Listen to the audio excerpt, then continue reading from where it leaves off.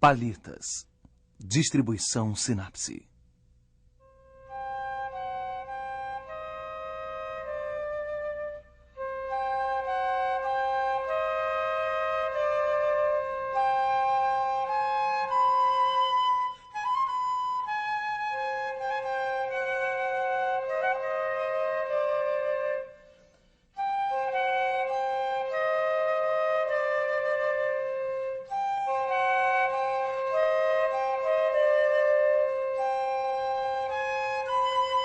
O Último Olhar. A Europeia, Retrato do Fayum, 117-138. Museu do Louvre, Paris.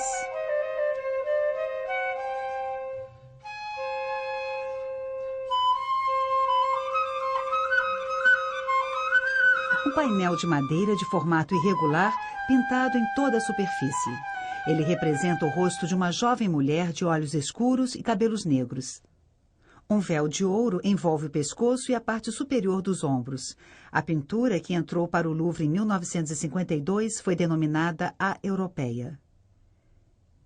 Em 1889, em Berlim, o vienense Theodor Graf faz o maior sucesso expondo 96 retratos.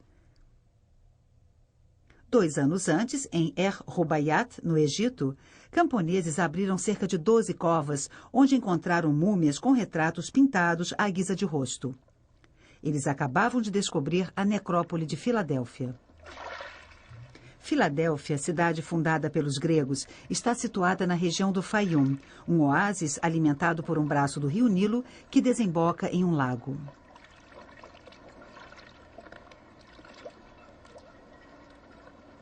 Na mesma época, o britânico William Flinders Petrie faz escavações perto da pirâmide de Hawara e encontra a necrópole da antiga cidade de Arsinoe.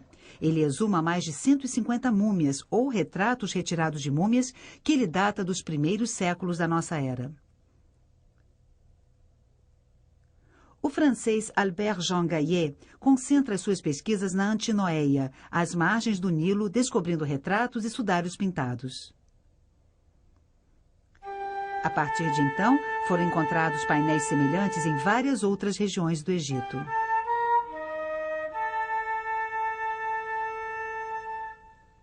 Junto com eles, vários outros objetos, joias, vasos, amuletos, figuras de argila mostrando deuses, animais, músicos, uma coleção de pequenos brinquedos perto de múmias de crianças e até material de pintura.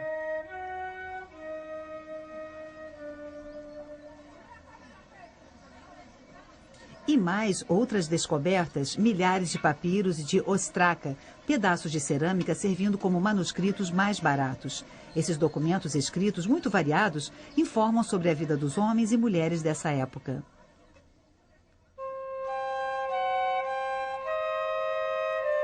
Quem era a Europeia? Quando ela viveu? Por que este retrato? Para Pamontes Moros, da parte de sua irmã Sempamontes. Sempamontes saúda seu irmão Pamontes. Eu te enviei o corpo mumificado de minha mãe Senires com uma placa no pescoço por intermédio de Gales, filho de Hierax, em seu barco, cujo frete já paguei a ele. O sinal de reconhecimento da múmia é um sudário com uma peça cor-de-rosa. O nome está escrito sobre o ventre. Meu irmão, faço votos de que você esteja bem.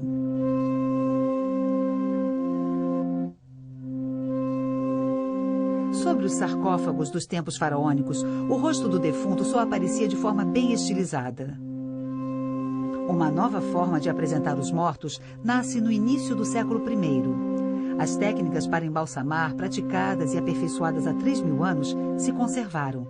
Às vezes, porém, a múmia é envolta em uma mortalha sobre a qual se pinta um rosto.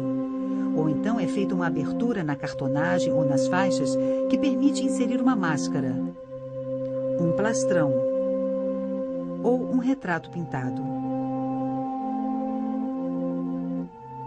Mais de 60 dias de preparação do corpo, centenas de metros de faixas. O embalsamamento custava muito caro, por isso era reservado aos mais ricos. As múmias preparadas pelos embalsamadores eram entregues à família com etiquetas trazendo o nome do morto e, muitas vezes, com inscrições sobre as próprias faixas. Como nas estelas encontradas perto das sepulturas, a maioria das inscrições está em grego. Boa sorte, Eudêmone. Artemídore, boa sorte.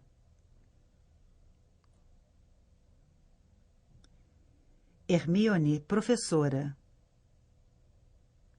Amônio. Algumas inscrições estão em demótico, a língua falada por todos no Egito. Irene, filha de Silário.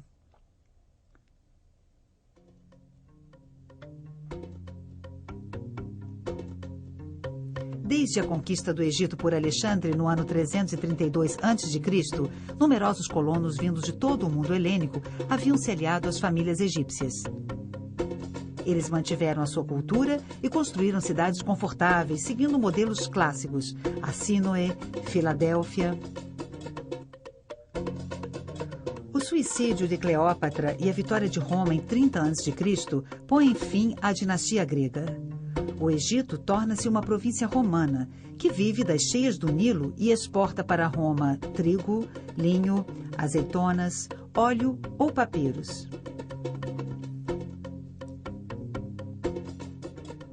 Ao mesmo tempo em que adotam a prática do embalsamamento, gregos e romanos adotam também a crença em uma vida no além, em numerosas superstições e nos deuses egípcios que eles associam aos seus. Serapis, deus da cura. Ísis, esposa de Osíris, que se torna a de Serapis. Em cima de uma mortalha e trajando um manto grego, o morto aparece entre Anubis, deus com a cabeça de chacal, e Osíris, figurado como múmia. A europeia. A europeia foi assim chamada porque tem a pele mais pálida e rosada do que as outras. Por falta de etiquetas ou de inscrições, a melancólica. Vários retratos com tipos e peles muito variadas, a jovem com joias. Também receberam outras denominações, a jovem dourada. Foram identificadas pequenas células familiares, Hermíone e um homem encontrado com ela. Uma mãe, Demos, e sua filha. Sabe-se que é uma menina, pois ela usa um colar com pequenas luas, símbolo de fecundidade. Aline, segundo um nome encontrado em uma estela, e suas duas filhas. Um casal rico, talvez marido e mulher, ou irmão e irmã, em razão de sua semelhança. Os romanos e os gregos do Egito também haviam adotado o costume egípcio do casamento consanguíneo, que evitava a divisão das terras. Ela usa esmeraldas, cornalinas, pérolas. Ele é um oficial do exército. Sobre a sua túnica branca vê-se um balteus, isto é, uma correia a tiracolo de couro preto com marcas em ouro, e o sagum, capa azul presa por um anel de ouro. Na fronte, uma estrela de ouro com 7 pontas. Trata-se de um grande sacerdote do culto de Serapis. Este, representado com os ombros nus, talvez seja um atleta ou, quem sabe, um personagem heroizado. Homens e mulheres usam a túnica romana branca ou de cor clara com 2 faixas nos ombros, os clavi, quase sempre de cor púrpura.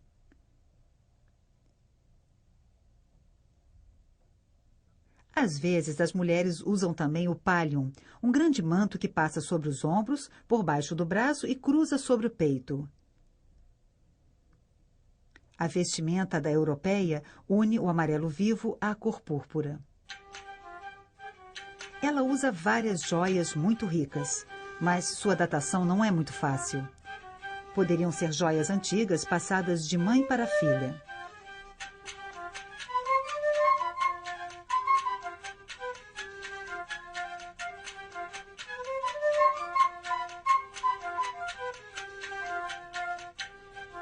Por outro lado, é possível datar alguns retratos comparando as roupas, as joias e os penteados com os bustos conservados nos grandes museus. Assim, Hermíone está penteada como se fazia na época de Tibério, entre 14 e 37. É um dos primeiríssimos retratos de múmia conhecidos. Artemídore está penteado à moda da época de Trajano, entre 98 e 117. A europeia dataria do reino de Adriano, entre 117 e 138. O sacerdote de Serapis seria da geração seguinte. Amônio segue a linha usada pelo imperador Geta no início do século III. Os últimos retratos, como o da mulher que usa uma cruz com alça, datariam de meados do século III. Nessa época, o cristianismo se disseminava no Egito. A prática do embalsamamento foi se tornando mais rara e os retratos de múmia desapareceram. Em 1997, a europeia foi submetida a vários exames de laboratório antes de ser restaurada.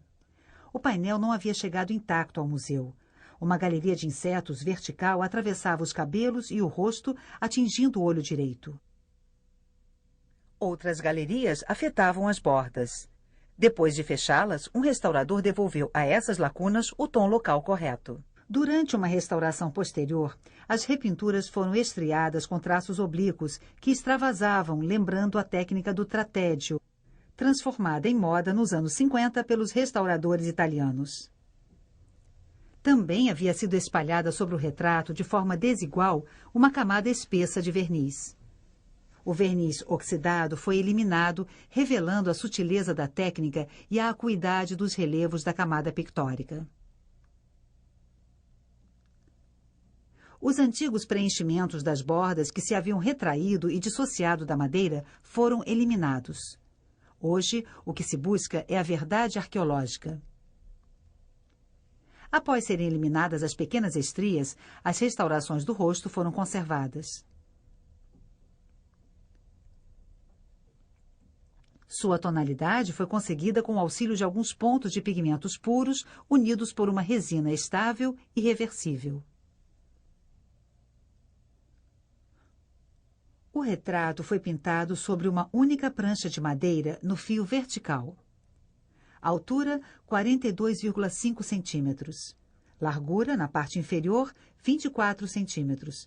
Na parte superior, 17 centímetros. Espessura de 1,2 a 1,6 centímetros. Trata-se provavelmente de figueira sicômoro, abundante na região do Faium. A madeira era muito rara no Egito. Outras essências deviam ser importadas e, na maioria das vezes, os retratos eram pintados sobre finas folhas de madeira, com apenas 2 milímetros de espessura. Muitos desses retratos se desintegraram. As mortalhas e alguns retratos são pintados à têmpera. Mas a maioria dos painéis foi produzida através de uma outra técnica. O da europeia foi inicialmente recoberto de finos pigmentos negros orgânicos, talvez a fuligem, misturada provavelmente a uma cola de pele. Essa preparação aparece nitidamente no alto à esquerda. A principal liga dos pigmentos é a cera de abelha. A técnica de pintura, chamada encáustica, do grego enkaien, queimar, assumiu, acredita-se, duas formas.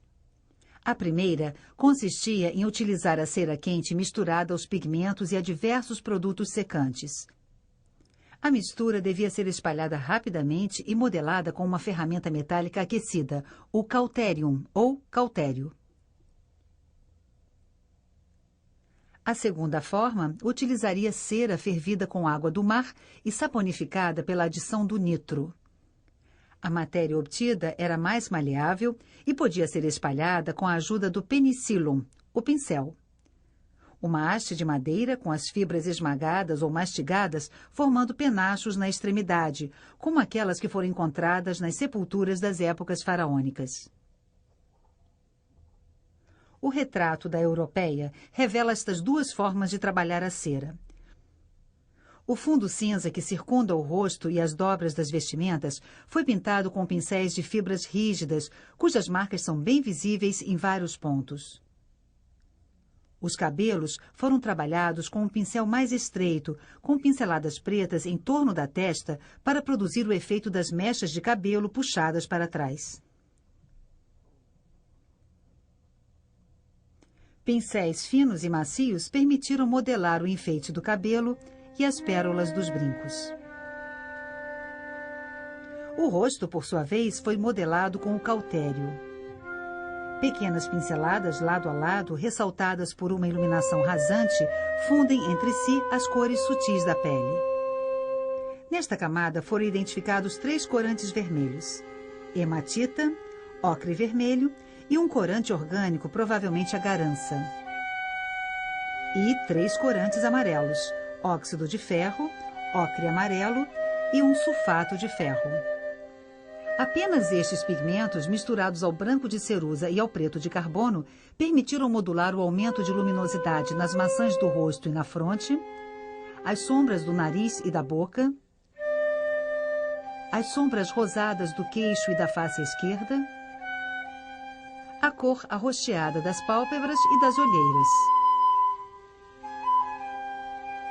A camada também foi gravada por meio de uma espécie de punção, o cestrum.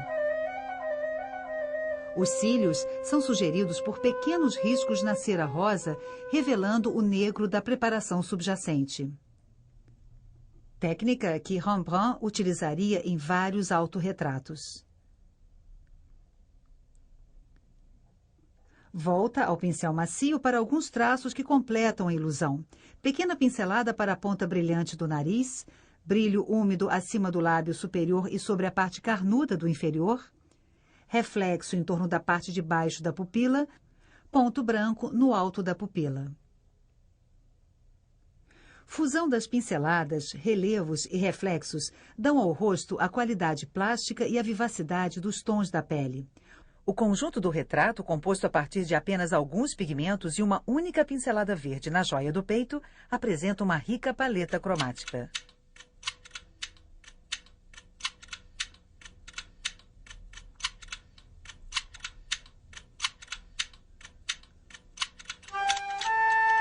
Na arte egípcia anterior, os personagens eram pintados de perfil. Os rostos de Fayum são todos vistos de frente. A posição completamente frontal não é a mais graciosa de todas. É difícil representar o nariz, a expressão dos olhos perde em personalidade, o rosto parece simétrico demais. Os pintores acabam então adotando uma posição deslocada, ombros em 3/4 e o rosto um pouco virado. Assim, o nariz pode ser melhor modelado, os olhos, diferentes, parecem mais vivos. Às vezes, a cabeça um pouco abaixada dá ainda mais força à expressão. Os egípcios davam muita importância aos olhos. Há o mesmo fascínio entre os gregos e os romanos do Egito.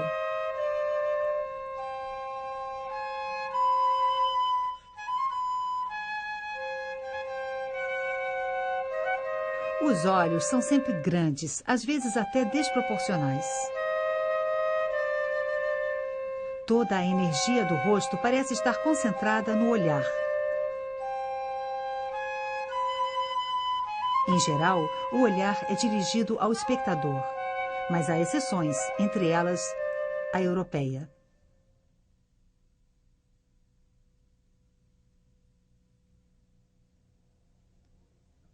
Nessa multidão de rostos, tentou-se buscar as semelhanças, descobrir personalidades de artistas. Um mesmo pintor, denominado Pintor L, poderia ser o pintor de vários retratos sobre as mortalhas de Antinoéia. Temos as mãos do mesmo pintor neste painel do Museu do Brooklyn e neste outro do Paul Getty Museum, em Malibu. A europeia foi comparada a um retrato do Museu de Dijon, para os quais imaginou-se um pintor comum, o pintor A. O conjunto insere-se perfeitamente na corrente realista romana, da qual existem tantos exemplos na estatuária da época, ou mesmo nas máscaras e plastrões que, por vezes, substituem os retratos pintados. O fato é que, durante 2 séculos e meio, coexistiram os mais diversos estilos. Tanto na época de Hermíone, no início do século I, quanto na da Europeia, um século depois, ou na de Amônio, no início do século III, as influências egípcias, gregas e romanas se misturavam. E hoje em dia é até difícil observar esses retratos sem pensar em certos pintores dos tempos modernos.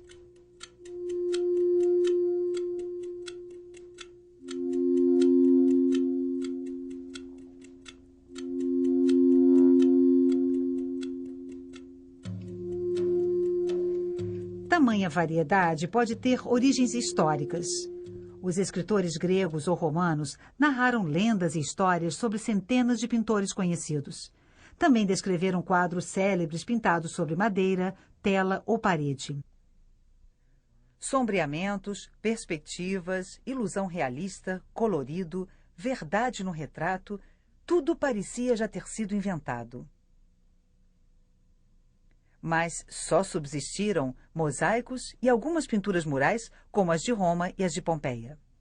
Os rostos de Pompeia apresentam grandes analogias com seus contemporâneos, os retratos romanos do Egito.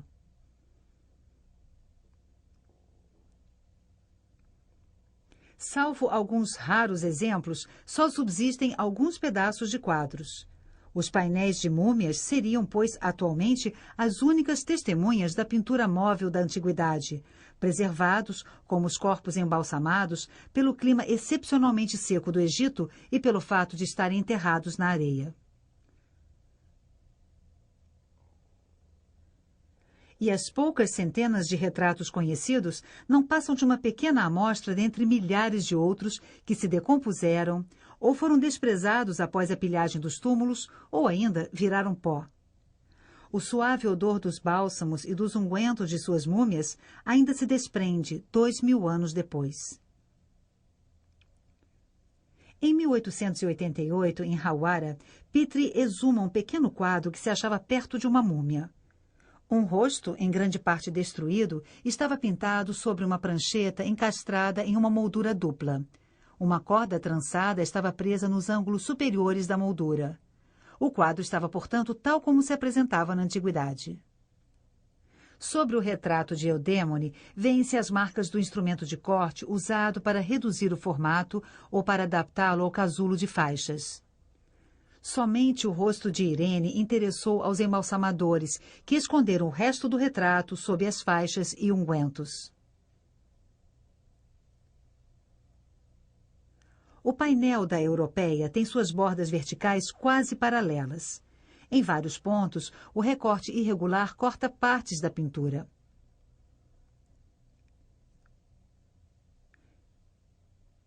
Ele também foi retalhado para ser colocado em uma múmia, como provam no reverso os restos de cola e os fragmentos de mortalha ainda colados. Um elemento ainda causa estranheza: o plastrão dourado. Ele é composto de pequenas folhas retangulares bem finas de uma liga de ouro e de prata. É frequente o uso do ouro. Ele é cortado em folhas de murta e colocado sobre os cabelos ou simulando joias e partes do rosto.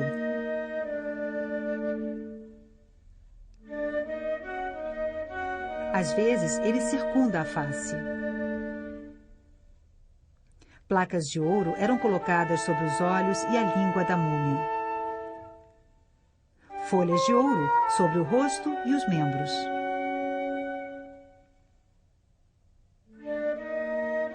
Este metal, usado para se defender contra a corrupção, tinha uma função mágica protetora.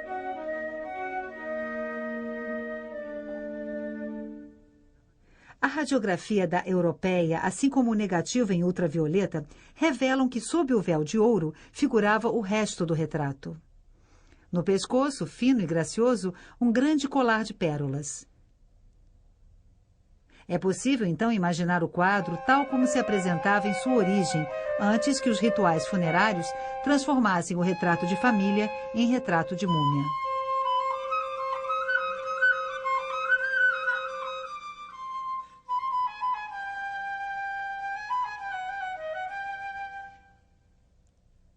Eudémone, uma das múmias do Louvre, tem o rosto de uma mulher bem jovem com aparência aborrecida.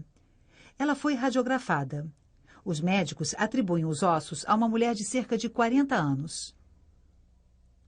Utilizavam-se, então, para fins funerários, retratos pintados vários anos antes. Exceção para os bebês ou crianças mortas antes da idade de serem representadas. O pintor, então, devia tentar lhes dar uma aparência de vida. Outro retrato mostra uma mulher de meia idade. A radiografia prova que, num primeiro momento, o rosto era de uma mulher muito idosa, com queixo caído, fronte desguarnecida, traços sulcados. O pintor a rejuvenesceu, reduzindo o queixo, atenuando os traços e cobrindo a fronte com mechas de cabelo. Outro fator de estranheza. Petrie, em Hawara, encontrou juntas, porém sem vestígio de abertura do túmulo, as múmias de várias gerações de uma mesma família. Essas múmias, tão caras, eram às vezes enterradas na própria areia ou empilhadas em grupos, lado a lado, com os corpos invertidos, em simples sepulturas de tijolos. Ele observou ainda que várias cartonagens ou faixas estavam gastas, sobretudo do lado dos pés, com marcas de golpes, sinais de ataque pela água ou por camundongos e algumas inscrições feitas por crianças. Os romanos na Itália conservavam em um cômodo especial os retratos pintados e os bustos de mármore ou cera de seus antepassados a quem eles cultuavam. Assim, pensou Petrie, não teriam os romanos e os gregos do Egito feito o mesmo e conservado suas múmias de família alinhadas em pé no átrio da casa? Antigos testemunhos dão conta de que as múmias eram por vezes expostas durante os banquetes. Um dia, o ritual egípcio e principalmente a falta de lugar levavam um herdeiro a dar uma última sepultura às suas múmias de família. Para ganhar espaço dentro de casa, ele mandava enterrar todo o grupo ao mesmo tempo. Esses homens e mulheres nunca estão sorrindo, estão sempre sérios. Na janela de sua múmia são observadores melancólicos. No momento em que sua imagem foi feita, eles estavam na plenitude da idade. Para posar, colocaram suas melhores roupas e suas joias. Mas sabiam perfeitamente qual seria o uso futuro de seu retrato. Sabiam que sua imagem ficaria exposta sem pudor durante anos diante dos vivos. Talvez esses retratos já fossem chamados de retratos de morte ou retratos de múmia. É possível que a própria sessão de pose já marcasse uma etapa importante da vida. Seu olhar reveste-se então de uma necessária solenidade, de uma seriedade ritual. Eles estão olhando para além da morte. A única coisa de que nem suspeitam é que sua imagem ainda terá direito a uma outra vida. Que este olhar vindo de tão longe ressurgirá um dia das areias para chegar a vários outros destinatários. E por um dispositivo ainda mais sábio do que o de embalsamar, talvez de essência igualmente religiosa, o Museu Moderno.